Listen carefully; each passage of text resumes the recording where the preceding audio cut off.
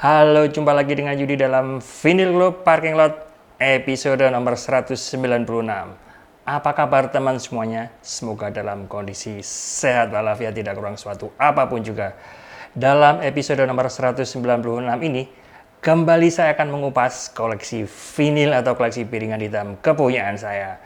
Bukan punya tetangga. Sebuah koleksi 3 buah album progressive rock yang sangat saya rekomendasikan untuk dimiliki atau dikoleksi. Koleksi grup band apa itu?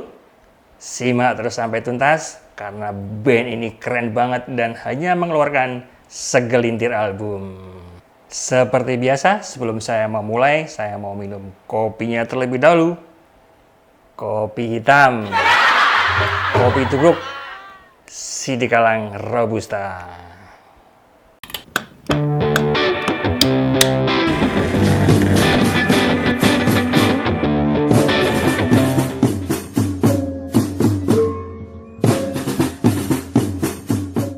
Grup band pertama yang ingin saya kupas adalah sebuah grup band yang berasal dari berasal dari Inggris. Sebuah grup band yang hanya mengeluarkan the one and only satu album ini.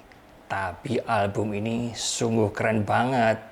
Karena meskipun hanya diperkuat oleh 3 orang pemusik atau trio, tapi musiknya keren banget. Sebuah grup band yang bernama Quatermass seperti ini. Sebuah album super keren yang dirilis pada tahun 1970. Kebetulan yang saya miliki ini adalah edisi early press-nya, masih di bawah label Harvest Record. Nanti akan saya tunjukkan kepada teman-teman. Nah, Quatermass ini seperti saya sebutkan tadi hanya terdiri dari 3 personel. 3 personel pendekar musik progressive rock. Dia adalah John Gustafson yang bermain bass dan vokalis.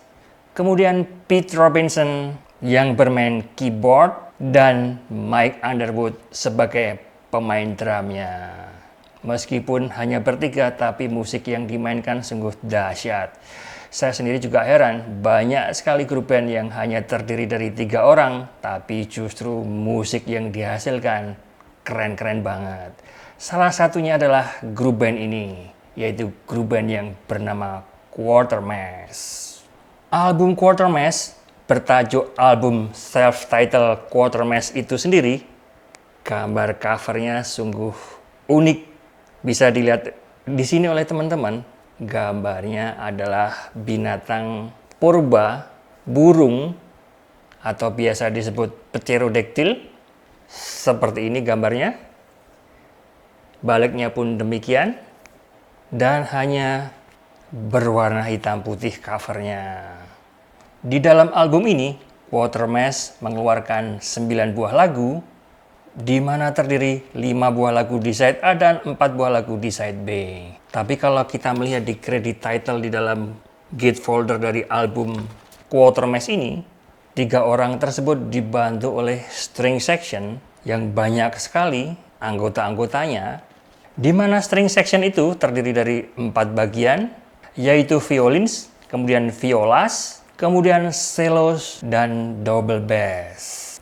Nanti akan saya tunjukkan siapa saja pemain-pemain dari string section tersebut. Kalau kita menyimak atau mendengarkan album Quatermass ini, musiknya sungguh terengginas, sungguh memacu adrenalin kita untuk selalu menyimak lagu-lagunya. Di antara lagu-lagu yang patut disimak adalah lagu yang berjudul Black Sheep of the Family. Kemudian ada juga lagu yang berjudul Gemini atau Gemini. Komposisi-komposisi yang ada di dalam album Quatermass ini sungguh mengganas dan kebanyakan didominasi oleh permainan keyboard yang dimainkan oleh Peter Robinson dan vokal yang sangat powerful sekali dari John Gustafson. Susah bener namanya. Baiklah, akan saya keluarkan biar teman-teman nggak penasaran. Inilah dia early press album Quatermass dari label Harvest. yang sangat khas sekali dengan warna hijau dan warna kuning. Sebuah album yang sangat saya rekomendasikan untuk dikoleksi. Nah, setelah ini teman-teman saya sarankan untuk hunting atau berburu album Quatermass ini. Nggak bakal nyesel.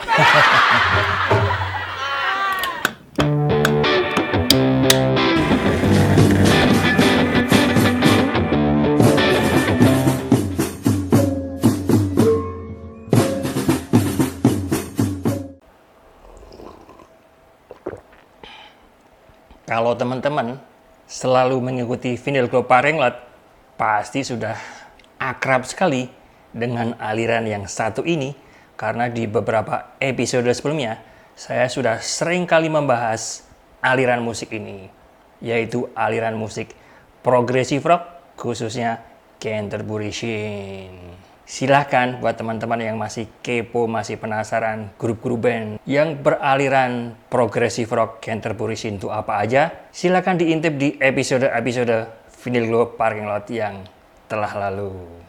Kemudian grup band yang ingin saya review dan ingin saya tunjukkan kepada teman-teman adalah sebuah grup band yang bernama Can seperti ini, dengan albumnya yang berjudul Specianti. Sebuah grup band yang beraliran progressive rock Canterbury Sheen, di mana salah satu personelnya sudah tidak diragukan lagi memang dedengkot dari Canterbury Sheen, yaitu siapa lagi kalau bukan tokohnya adalah gitaris yang bernama Steve Hillage, seorang gitaris progressive rock Canterbury Sheen yang malang melintang keluar masuk di beberapa grup Canterbury Sheen.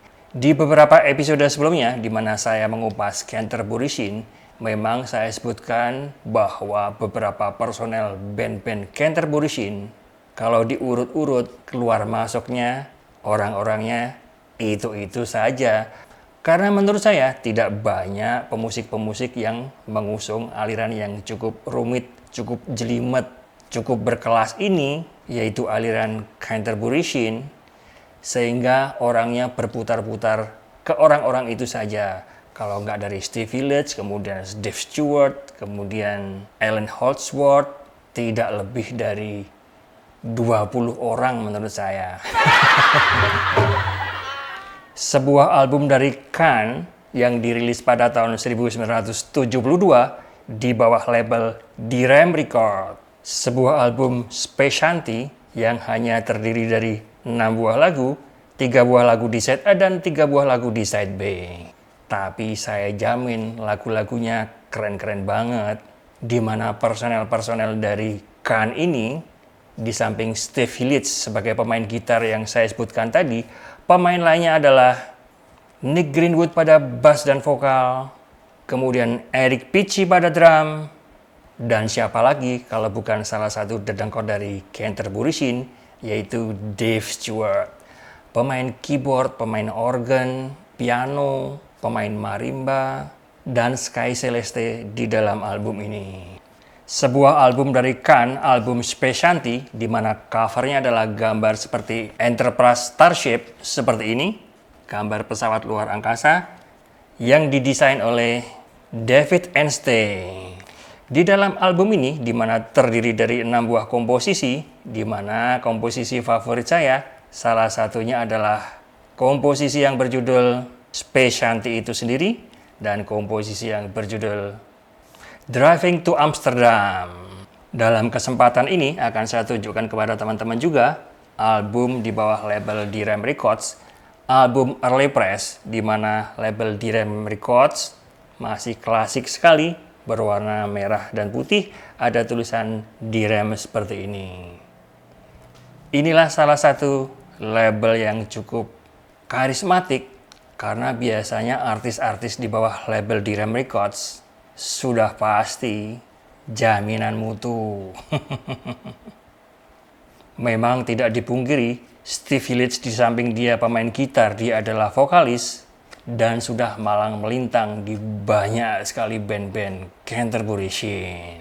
Nanti suatu saat pun akan saya bahas khusus solo album dari Steve Hillage yang pastinya keren-keren banget. Album dari Kan yang berjudul Space Shanty ini sangat-sangat saya rekomendasikan untuk dikoleksi. Baiklah, saya lanjutkan. Kemudian album berikutnya yang ingin saya tunjukkan kepada teman-teman dan teman-teman patut menyimaknya, yaitu grup band yang bernama UK. Sesuai dengan namanya, band ini pun berasal dari Inggris, di mana album UK ini dirilis pada tahun 1978. Memang sudah agak di akhir-akhir dari dekade 70-an. Tapi jangan salah, anggota-anggota dari band UK ini terdiri dari pendekar-pendekar musik progressive rock, yaitu para pemain Yes, King Crimson, Roxy Music kalau ada teman-teman yang tahu, dan Soft Machine. Maka tidak salah kalau anggota-anggota dari band UK ini diantaranya adalah Alan Holdsworth pada gitar, kemudian Bill Bruford pada drum dan percussion, kemudian John Wetton pada vokal dan bass, pada electric violin dan keyboard.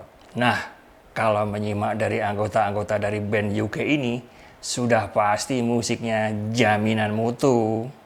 Karena di antara 8 buah lagu yang dikeluarkan, ada beberapa lagu yang cukup keren untuk disimak, yaitu Presto Vivace and Reprise, kemudian lagu yang berjudul Alaska, kemudian Mental Medication. Nah, itulah di antaranya lagu-lagu yang patut untuk disimak. Sudah bisa ditebak dengan para anggota-anggotanya yang saya sebutkan tadi, maka irama yang diusung oleh grup band ini beraliran progressive rock, fusion jazz, di mana musiknya sangat ngenyek banget. Saking kerennya.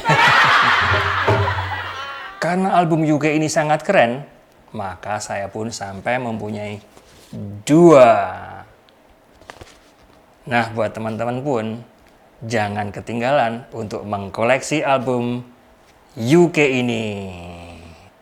Nah, itu tadi sedikit cerita mengenai 3 buah album progressive rock yang patut untuk dikoleksi oleh teman-teman para penyimak Vinyl Globe Parking Lot. Dan tidak lupa saya mengucapkan terima kasih kepada teman-teman yang sudah subscribe channel Vinyl Globe Parking Lot, teman-teman yang sudah share, teman-teman yang sudah like, dan teman-teman yang sudah komen di channel Vinyl Globe Parking Lot. Tanpa support dari teman-teman, maka channel ini tidak akan berkembang. Sampai ketemu, salam sehat, dan peace.